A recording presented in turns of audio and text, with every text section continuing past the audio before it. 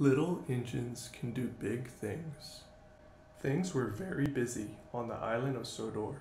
Sir Topham Hatt was always on vacation, and all the engines were doing their best to be really useful.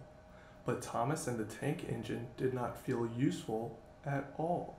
James teased Thomas for bumping into the buffers.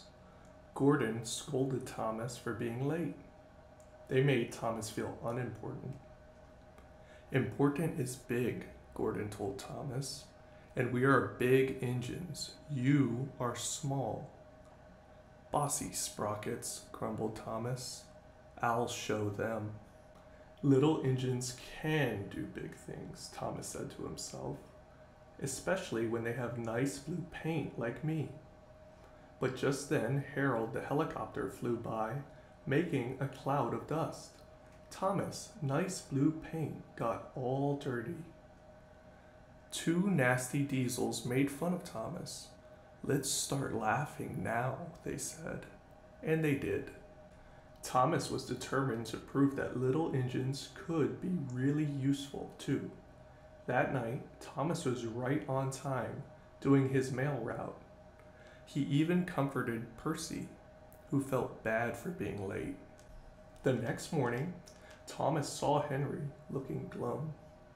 Morning, Henry, peeped Thomas. What's the matter? I've got boiler ache, Henry told him. Thomas offered to fetch some special coal for Henry. Thank you, Thomas, said Henry. Special coal will make me feel much better. Thomas smiled and puffed away, feeling really useful indeed.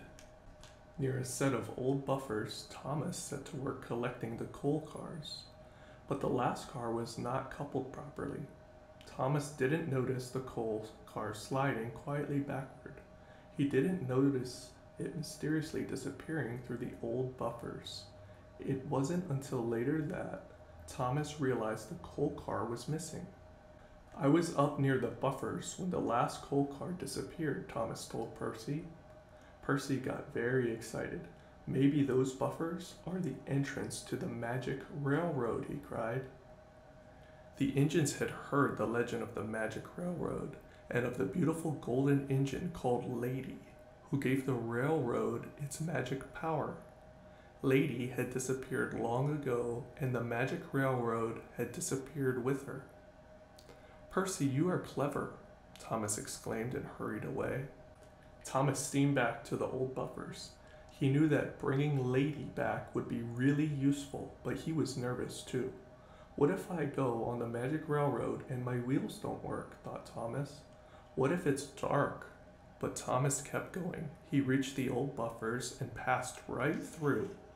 The magic railroad was dark and scary, but it was also beautiful. Thomas found the missing coal car. With the car coupled properly, he continued along the magic railroad. Thomas passed through another set of buffers and into a world he had never seen before. This was the other end of the magic railroad and the home of Lady, the golden engine.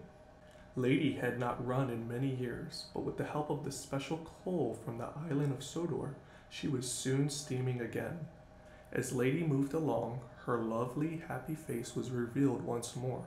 The rails became clear and golden, and beautiful shavings fell behind her and gathered between the tracks. The magic railroad was coming back to life. Thomas followed Lady back through the buffers. With a roar, the two little engines burst onto the island of Sodor.